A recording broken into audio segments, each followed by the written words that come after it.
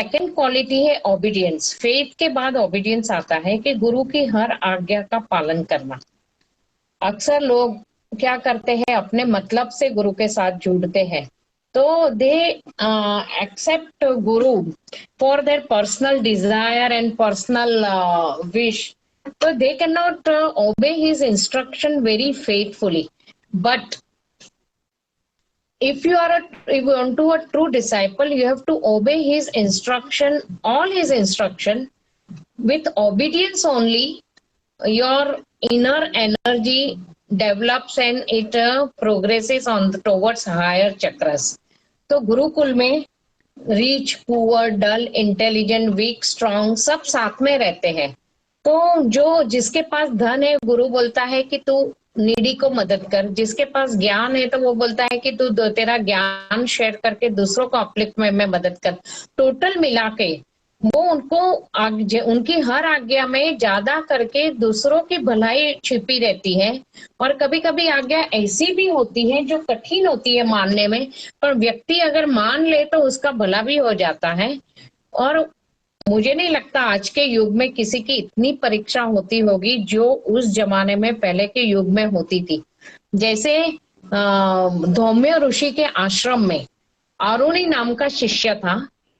तो एक दिन धौम्य ऋषि ने आरुणि को कहा कि अपने खेत में बहुत बारिश हो रही है, तो तेरे को वो खेत का पानी बाहर ना निकल जाए, क्योंकि चावल का खेत है तो मेड़ बांधनी है, तो तू जाके वो जरा मेड़ को ठीक कर और ध्यान दे कि मेड़ टूट ना जाए। तो आरुणि खेत में चला गया और उसने तभी देखा तो मेड़ टूट गई थी। मेड़ यानी कि फेंसिंग, वो मिट्टी की मेड़ बनती है, तो वो टूट गई थी और पानी बहुत स्पीड से बह रहा था। उसने बहुत कोशिश की, पर जितनी बार वो मिट्टी डालता था वो पानी से बह जाता था। तो आखिर में बोला कि मेरे गुरु ने तो बोला मेड़ बांधनी है, तो वो उधर पानी के आगे अभी पानी का बहाव रोकना है तो कुछ तो उसको करना पड़ेगा। तो वो खेत के मेड़ की जगह पे खुद ही लेट गया, तो उसके शरीर के अवरोध से पानी का प्रवाह रुक गया। तो किंतु बारिश का टाइम, खूब बारिश हो रही थी और कंटिन्यूअस पानी का वो बहाव को रोकने के लिए वो शरीर उसने इस्तेमाल किया, तो शरीर उसका पूरा अकड़ गया। धौम्य ऋषि ने शाम तक वो रिटर्न नहीं आया, तो दूसरों बच्चों को पूछा कि आरुणि कहाँ है। तो बोले गुरुजी आपने उसको खेत में भेजा था मेड़ बांधने के लिए, वो अभी तक रिटर्न नहीं हुआ। धौम्य ऋषि अपने और बच्चों को लेके और फानस लेके निकले और उसको ढूंढने लगे और आवाज लगाई, आरुणि कहाँ हो बेटा, कहाँ हो। तो उसने आवाज दी, मैं इधर लेटा हूँ गुरुजी। तो धौम्य ऋषि ने जब देखा कि उसने अपने जान की परवाह नहीं करते हुए खेत के पानी को रोक लिया, तो वो इतने प्रसन्न हुए कि उसी टाइम उसको आशीर्वाद दिया कि बेटा सारे धर्मशास्त्र, वेद शास्त्र तेरे अंदर स्वयं प्रकाशित हो जाएंगे। So that day I spoke that when you obey Guru's instruction faithfully at conscious level, then automatically your subconscious mind is trained to obey his instruction, and then you reach to the stage that your superconscious mind is also attuned with the Guru. Then, though Guru is physically present with you or not, you keep receiving his instruction and all his signals, and then Guru uses you as a media to carry out all his universal work. तो जब ये attunement हो जाती है, उसके लिए highest degree of obedience is required. तीसरा गुण है डिवोशन। तो शिष्य के अंदर इतना गुरु के प्रति गुरु भक्ति इतनी होनी चाहिए। जैसे उस दिन मैंने बताया था कि विश्वास यानी कि विश्वास, फेथ और भक्ति में क्या फर्क है। तो विश्वास यानी कि हम किसी के यहाँ जाते हैं तो हम बहुत कंफर्टेबली बैठते हैं, नॉन पर्सन है, हमारे फ्रेंड या रिलेटिव, कि भाई we are not going to harm by them. अगर हम अनजान व्यक्ति के घर पे जाते हैं तो हमें थोड़ा अविश्वास होता है, तो हम थोड़े कॉशियसली चलते हैं कि सामने वाले को जज करने की कोशिश करते हैं। तो यहाँ विश्वास और अविश्वास आया। उसके बाद फेथ यानी कि श्रद्धा, कि कोई हायर पावर पे श्रद्धा है तो हम उसको मान देते हैं। किंतु कहीं ना कहीं अपेक्षा भी रहती है, किंतु उसमें जब प्रेम की फीलिंग मिल जाती है तो वो भक्ति का रूप धारण करती है। तो जब मैंने कहा फेथ इन द गुरु, उसके बाद ओबीडियंस और उसके बाद आता है डिवोशन। तो devotion is the highest quality जिससे गुरु की प्रसन्नता बढ़ती है। तो शास्त्र में 4 लेवल ऑफ डिवोशन अथवा 4 टाइप्स उन्होंने बताया है कि 4 प्रकार से शिष्य अपना डिवोशन गुरु के प्रति दिखा सकता है। एक है दास्य दास्य भाव।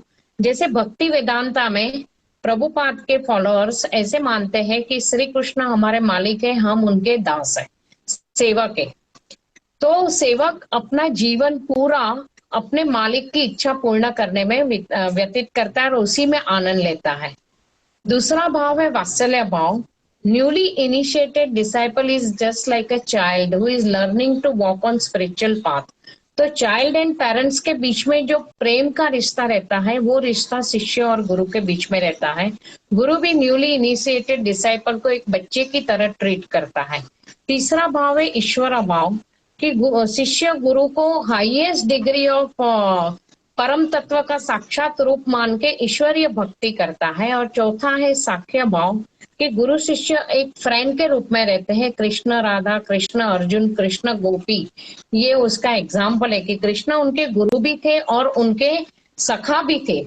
तो इसीलिए कुलार्णव तंत्र में बोला है कि शिष्य अपना हाईएस्ट डिग्री ऑफ डिवोशन गुरु के प्रति कैसे दिखा सकता है।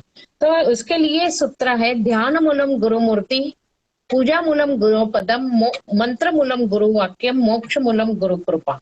किंतु इसकी सीक्वेंस गुरुजी ने चेंज करके बताई थी। ध्यान मूलम गुरु मूर्ति, मंत्र मूलम गुरु वाक्यम, पूजा मूलम गुरु पदम, मोक्ष मूलम गुरु कृपा।